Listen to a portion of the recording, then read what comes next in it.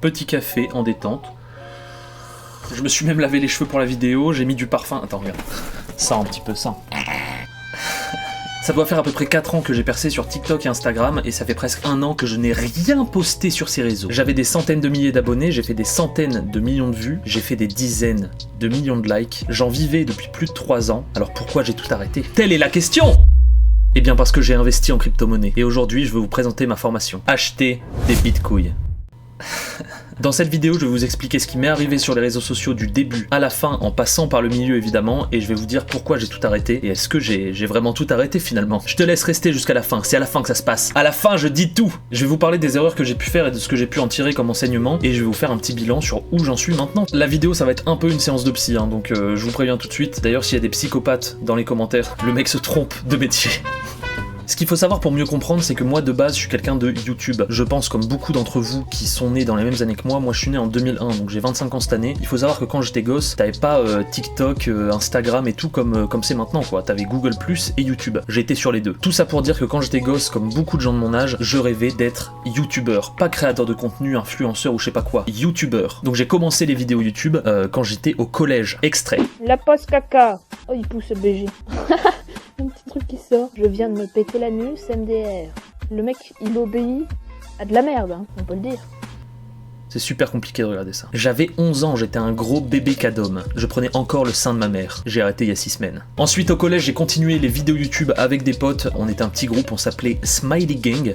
On a fait des vidéos un petit peu podcast à l'époque, type de prof, etc. Tout y est passé. Salut à toutes et à tous, c'est Noé de la chaîne Smiley Gang. Et je vous invite à aller voir mon dernier podcast. C'est vraiment pas mal.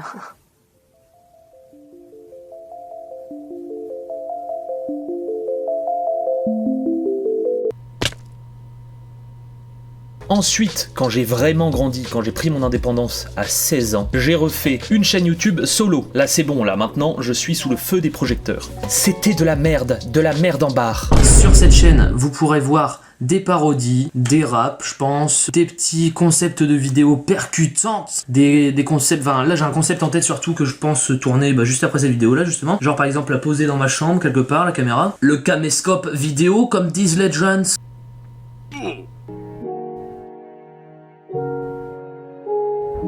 Au même moment, avec un petit groupe de potes, on fait un groupe de rap qui s'appelle Big Bang Crew, extrait.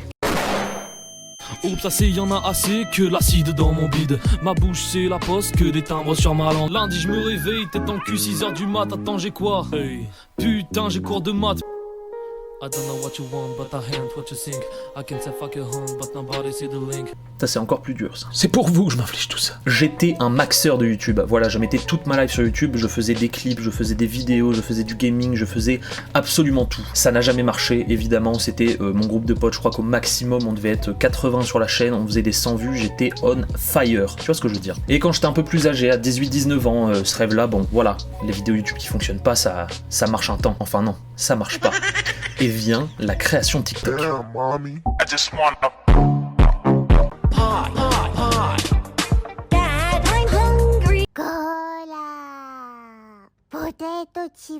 Et à ce moment-là, j'étais comme beaucoup d'entre nous à l'époque, j'étais en mode TikTok, laisse-moi rire, c'est un délire de gosse. Et alors quoi? On bouffe des crêpes Waouh, on est trempe dans... Et j'ai fini évidemment par poster des vidéos sur TikTok. Hypocrite au maximum. Donc sur TikTok, qu'est-ce que je fais? Je fais ce que j'ai fait sur YouTube pendant des années, je poste de la merde en boîte. Encore. Ça fait beaucoup là, non? Et je poste que des vidéos random sur mon TikTok, donc je poste des petits sketchs, des petits trucs avec des personnages, des trucs de rap contenders, également avec des personnages. Je poste des story time, des blagues de 10 secondes, une blague qui me vient comme ça, et tu sais ce qu'il y a le cowboy qui rentre dans le bar. Et voilà, je poste directement. Je suis trop technique, je te frappe et te mets échec et mat. J'ai des tics, donc je te passe mon snap, je te glisse un chèque parce que je te mate. Time. Sur de la drill j'utilise le grill, ça fait du poulet et du bœuf en pavé. J'ai quelques gars sur mes côtes et je pense à grailler mon entrecôte. Dans la cuisine que des vrais couteaux. Et voilà, je fais mon petit bonhomme de chemin, je chope des petits abonnés par-ci par-là. Et un beau jour, comme d'habitude, je poste une vidéo, un petit sketch. Voilà, c'est un petit sketch avec un mec qui s'appelle Didier, c'est la première fois que je le fais. Il est au restaurant et tout, c'est un mec un peu beauf, etc. Je me dis pourquoi pas, peut-être que ça va faire marrer les gens. Eh Jason, tu commences pas à nous casser les couilles, on est au restaurant là. Et moi je vais t'en mettre une, tu vas voir. Ah si, Jason il va prendre une bière, c'est ses 10 ans. Ouais. Ah tu la fermes toi. Ah, j'ai quand même pas mouché dans la nappe et on n'est pas chez nous. Je poste la vidéo les amis, et il ne se passe rien. Comme d'habitude, petite stat, voilà, tout ça, hop, la vie suit son cours. Et là, 2 semaines plus tard, ça explose. Je me souviens que ce soir-là, on allait au restaurant en famille pour l'anniversaire de mon père, et j'étais avec mes frères et sœurs en mode, mais c'est quoi ce beans? Jusqu'à atteindre, je crois, le 1 million le soir même, et je dépasse les 10 000 abonnés dans la soirée. Et là, ça va très vite. À ce moment-là, j'étais animateur dans un centre de loisirs, j'adorais mon taf, vraiment, je travaillais avec les enfants et tout, j'adorais mon travail, et en plus de ça, ça faisait que j'avais pas mal de temps libre quand même, je devais être en 25 ou en 30 heures, donc j'étais quand même beaucoup de temps à la maison, ce qui me permettait de faire des vidéos. Du coup, je me dis, bah attends, ce personnage-là fonctionne, allons-y gaiement, comme on dit. Absolute cinéma. Les gens adorent Didier. Vraiment, je ne m'y attendais pas, les gens adorent Didier. Et moi, ça me régale, parce que c'est la première fois que, mes vidéos explosent comme ça, donc forcément, ça me fait un truc. Et en plus de ça, du coup, je prends le temps de développer ce personnage-là sur plusieurs vidéos. Je le refais, etc. Et c'est la première fois que je faisais ça. Je m'ancre vraiment dans le personnage, et j'adore ce qui se passe, tu vois. Excellent là. C'est long, tiens. Excellent. Les semaines passant, les mois passant, je rajoute Cathy, sa femme, je rajoute Jason, son fils, etc., etc. Il y a tout un lore qui se crée autour de Didier. Et les gens continuent d'adorer. Genre vraiment, les stats étaient exceptionnels. Je crois que les plus gros mois que j'ai fait à cette époque-là, je faisais des 25 millions de vues. C'était énorme. Les abonnés, j'actualisais mon compte TikTok, ça montait tout le temps en abonnés. Je crois qu'il y a des jours, je passais 15 000 abonnés par jour. Et tout ça, s'est passé avant que TikTok invente la monétisation pour les vidéos de plus d'1 minute.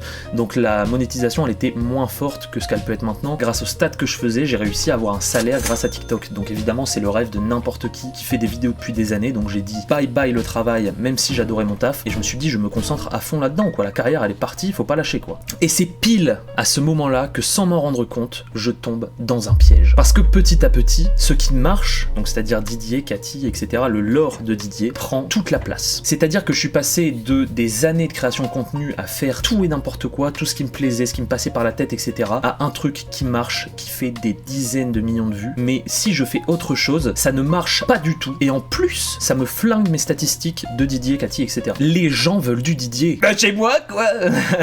Ah, ils veulent, hein, ils veulent. Sauf que moi, j'ai quitté mon taf, du coup, je suis obligé que ça fonctionne. Donc le calcul, il est vite fait, il faut faire du Didier, il faut faire du Cathy, il faut donner aux gens ce qu'ils veulent. Et là, sans le réaliser, je passe de je fais ce que j'aime, je crée ce qui me fait rire, je publie ce qui me fait rire, ce qui me passe par la tête, etc. à je fais ce qui marche, je fais ce que TikTok veut, je fais ce que l'algorithme met en avant. Même si les vannes que je fais dans les vidéos en soi me font toujours rire, etc., je fais plus ce que j'ai envie de faire sur le moment. TikTok passe d'un modèle où toutes les vidéos sont rémunérées, même les vidéos de 5 secondes, une petite blague de 5 secondes est rémunérée, à un modèle où si ta vidéo fait moins d'1 minute, elle ne sera pas rémunérée, mais même pas un centime. Moi, ce que j'aimais et ce que j'avais l'impression de maîtriser sur TikTok, c'était le fait que c'était des vidéos impactantes, courtes, limite comme des vines à l'époque, alors que là, on passait sur des vidéos de plus d'1 minute, donc des trucs beaucoup plus construits, etc. Donc moi, je m'adapte, je commence à faire des trucs plus construits, donc je mets de l'argent, je mets du temps, etc. Et je me suis rendu compte que sur mon TikTok, plus je travaillais, moins ça fonctionnait. Et c'est super frustrant parce que moi, en tant que créateur et en tant que personne qui aime l'audiovisuel, j'ai envie de faire des choses taffées. Donc des fois, je tournais des TikTok, tournais à la caméra avec une qualité de ouf, un micro de ouf, en passant beaucoup de temps sur le montage avec des genres d'effets spéciaux, des trucs comme ça, et bah ça flopait presque tout le temps. Alors que si je faisais une vidéo que je tournais en 1 heure chez WAM avec le petit truc de Didier et que je faisais mon montage en 30 minutes sur CapCut sur mon téléphone, et ben je faisais 300, 400, 500, 600 000 vues. Et moi, j'étais pas fait pour faire ça. Moi, j'aime bien les trucs taffés, j'aime bien les trucs clean, j'aime bien être fier de ce que je sors quand je sors quelque chose. En fait, à ce moment-là, j'avais l'impression de travailler pour un créateur de contenu. Et en fait, avec tout ça, je me rends compte que TikTok, je me suis éclaté dessus, ça m'a permis énormément de choses. Si tu regardes cette vidéo, c'est sûrement grâce à TikTok d'ailleurs. Mais moi, je suis beaucoup plus attiré par des formats comme YouTube, à une plateforme où tu peux vraiment présenter des vidéos plus travaillées, etc. Tu vois. Et du coup, en parallèle de tout ça, parce que les vidéos continuent de fonctionner, donc je continue d'en faire, etc. Mais j'essaie de m'épanouir ailleurs. Donc je fais une chaîne YouTube. Ensuite, je change de chaîne YouTube parce qu'on m'a dit ouais non, celle-là elle est trop vieille et tout, tu pèteras pas, il faut que tu changes. Je fais un compte Twitch. Twitch, je fais des allers-retours dessus. Vraiment, je suis dessus pendant 6 mois. Après, j'arrête d'être dessus. Je suis dessus, j'arrête d'être dessus. Je change de contenu. Je fais des pauses sur TikTok, Instagram et tout. Ensuite, je dis bah vas-y, je change de contenu, donc de l'aquario, etc. Ensuite, je reprends mon contenu d'avant. Je me fais un compte TikTok secondaire. C'était le chaos. C'était le chaos parce qu'en fait, je cherchais ce qui n'allait pas. Je cherchais pourquoi j'arrivais pas à m'épanouir dans ce que je faisais. Et c'est pour ça que ça fait presque un an que j'ai rien posté sur Instagram et TikTok parce que je me suis dit, bah stop. hein, Stop I'm a Kid Down, on s'arrête là. J'aime toujours Didier, Cathy, etc. J'adore ces personnages et je ferai sûrement des sketchs d'eux pendant encore des années. Il fallait absolument que je prenne du recul sur tout ça et c'est pour ça que je vous fais cette vidéo aujourd'hui, c'est pour vous expliquer tout ce que j'ai compris en prenant du recul. Voilà, tout est disponible dans ma formation. Donc grâce à ce recul, je peux vous dire que j'ai fait beaucoup d'erreurs. En premier, j'ai quitté mon travail trop tôt. Je générais des revenus, c'était confortable de plus travailler et de pouvoir me concentrer uniquement sur les vidéos, mais à cause de ça, j'ai eu besoin de faire ce qui marchait, donc je me suis enfermé tout seul, parce qu'en vrai je me dis que si j'avais gardé mon travail plus longtemps, et ben en fait je serais pas aussi vite tombé dans le truc de Didier ça fonctionne, le reste ça fonctionne pas, donc on fait que du Didier. Deuxième erreur que j'ai pu identifier, j'ai essayé d'être quelqu'un que je ne suis pas. C'est-à-dire que moi j'adore la création de contenu en général, mais je ne suis pas du tout un influenceur. Genre sur mes réseaux sociaux perso, je poste presque jamais rien. Du coup, quand j'ai commencé à faire des stats, je me suis dit bah attends, il faut que tu postes des stories sur Instagram, il faut que tu donnes des nouvelles aux gens, que tu filmes des trucs qui sont pas forcément intéressants dans ton esprit, parce que ça intéresse les gens, faut que tu fasses des photos de toi en mode petit post de Avril Dump. C'est pas moi du tout. Une autre erreur que j'ai fait aussi, c'est d'essayer de me mettre une étiquette, entre guillemets. Quand je me suis lancé sur YouTube et sur Twitch, je me suis dit, il faut que tu fasses quelque chose et que tu t'y tiennes. C'est-à-dire que sur YouTube, je me suis dit, bah, il y a des gens qui font du gaming, il y a des gens qui font de l'humour, il y a des gens qui font des concepts, etc., etc. Et il n'y a pas de gens qui font tout et n'importe quoi. Donc je me suis dit, bah vas-y, je vais faire des concepts. Au début, j'ai essayé, ça marchait pas, je me suis dit, bon bah tant pis, en plus, ça me plaisait une fois sur deux, machin, voilà. Après, quand j'ai changé de chaîne YouTube, je me suis dit, bah vas-y, les gens, ils aiment Didier et Cathy, on va faire du Didier et Cathy sur YouTube et comme ça ils vont venir et puis après je ferai d'autres trucs, tu vois. En fait, toutes les erreurs que j'ai fait pendant ces années, ça revient toujours plus ou moins à la même chose, c'est-à-dire que j'ai essayé de plaire aux algorithmes, j'ai essayé de faire ce qui fonctionnait plutôt que de me dire je fais ce qui me plaît, je fais ce que je veux et si ça fonctionne tant mieux et si ça fonctionne pas tant pis. Donc maintenant la conclusion, enfin plutôt les conclusions parce que j'ai pas mal de choses à dire aussi. Je suis quelqu'un de très très curieux et quelqu'un surtout qui adore apprendre. C'est-à-dire que si je vois quelqu'un qui sait des trucs sur un truc précis, s'il est passionné par quelque chose, je vais me dire mais ça a l'air incroyable ce truc là et je vais m'intéresser à ce truc là, je vais apprendre énormément de choses, je vais faire des recherches sur internet, je vais parler que de ça pendant quelques jours et après ce passage là ça peut devenir une passion qui va me suivre sur des années comme la plupart des passions que j'ai eues, ou ça va être un truc qui va me passionner pendant 2-3 semaines, vraiment je vais m'y intéresser à mort et du jour au lendemain je vais être en mode bon vas-y, hop ça m'a saoulé, genre c'est où ça m'intéresse moins, ou ça devient trop compliqué souvent et du coup je persévère pas. Ce qui fait que les choses qui m'intéressent vraiment, ça change tout le temps, j'ai tout le temps envie de faire des choses différentes, j'arrive pas à me dire je vais faire ça pendant 6 mois, pendant 1 an. Mes plus grandes passions c'est genre l'humour, l'aquariophilie, les animaux, les plantes en général, la musique, la cuisine, j'adore travailler la farine par exemple, je fais beaucoup de pain, je fais des pâtes à pizza, je fais des trucs comme ça, mais j'ai pas envie de devenir un créateur de contenu exclusivement humour où je peux pas parler des sujets qui me passionnent. Et en plus de ça viennent s'ajouter les trucs qui m'intéressent en mode bah il y a un jeu qui va me passionner, j'ai envie de faire des vidéos là-dessus, ou je vais découvrir une nouvelle activité manuelle. Dans mon envie de création de contenu, il y a même des trucs totalement random en mode des fois je suis en mode j'aimerais trop faire des interviews, j'aimerais trop raconter des histoires de true crime parce que j'en regarde beaucoup. Et je pense que c'est en grande partie pour ça que j'ai jamais réussi à fonctionner sur YouTube, sur Twitch, etc. C'est parce qu'en fait je me suis toujours dit tu peux pas faire n'importe quoi, tu t'es obligé de te mettre dans une étiquette, alors qu'en fait c'est faux. Il faut que je fasse tout le temps ce que j'aime, il y aura des trucs qui marcheront peut-être bien, il y aura des trucs qui marcheront moins, il y aura des trucs qui marcheront jamais, mais c'est pas grave en fait, il faut que je fasse vraiment ce que j'aime et les gens qui sont un peu comme moi ou qui aiment bien les trucs qui bougent beaucoup, bah en fait ils se diront bah c'est trop cool de regarder ça. Et si tu fais partie des gens que ça va intéresser, peut-être que tu te diras bah je sais pas, une vidéo sur 3, bah non ça c'est des aquariums, ça m'intéresse pas, moi je préfère la cuisine, la musique, l'humour. Donc qu'est-ce que j'ai fait pendant ces longs mois sans poster? Bah j'ai retrouvé du travail. Maintenant je suis ouvrier dans une usine, donc je fais un 40 heures semaine, je fais du 3x8 et ça m'a ouvert les yeux sur plein de trucs. Déjà sur le fait que poster des vidéos qui me plaisaient pas ou faire des collaborations qui me parlaient pas trop pour vivre, et bah c'était pas si chiant que ça quoi.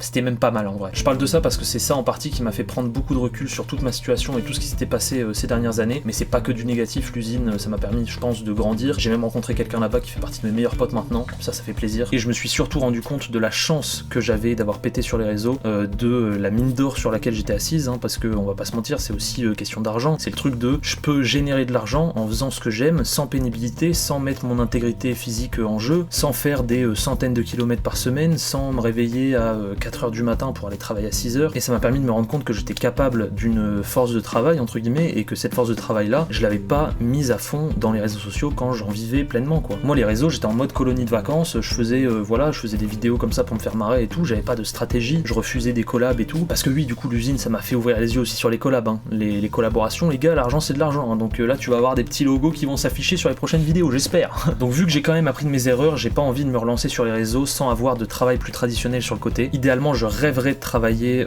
dans un métier autour de l'aquariophilie, même en animalerie pour commencer, même un truc comme ça qui me permet d'être sur les réseaux en plus sur le côté, et dans un futur plus ou moins lointain, j'espère plus proche que lointain, être à mon compte dans le domaine de l'aquariophilie. Voilà, ça me ferait rêver, c'est vraiment le truc qui me fait vibrer depuis que je suis gosse, et c'est un truc qui me laisserait tellement plus de temps que j'ai actuellement pour produire des vidéos, pour faire des trucs un peu random comme j'ai toujours fait, sans avoir besoin que les vidéos sur les réseaux sociaux ça marche absolument, parce que bah j'en dépendrai pas financièrement. J'aurai mon métier passion en plus sur le côté autour de l'aquariophilie, autour de tout ça, je pourrais même documenter ça sur les réseaux, ça pourrait être trop cool, et en plus de ça, bah je fais le petit créateur de contenu avec les trucs qui m'intéressent vraiment quoi. Donc non, Didier et Cathy ne vont pas disparaître, ils vont même revenir très bientôt. Je ne vais pas disparaître de TikTok et Instagram parce que bah c'est quand même trop cool la communauté qu'on a là-bas, donc je vais continuer de faire des vidéos, je vais reprendre les vidéos, et surtout je vais me lancer très sérieusement sur YouTube sans chercher les stats parce que c'est vraiment pas le sujet. J'ai vraiment envie de faire des trucs qui me font kiffer, j'ai envie de vous poster des vidéos qui m'intéressent au jour le jour, et si 2 semaines plus tard ça m'intéresse plus, et bah c'est tant pis, je l'aurais fait, ça m'aura intéressé, et si j'arrive à intéresser certains d'entre vous sur des vidéos, ça va me régaler. Sinon, merci à toutes les personnes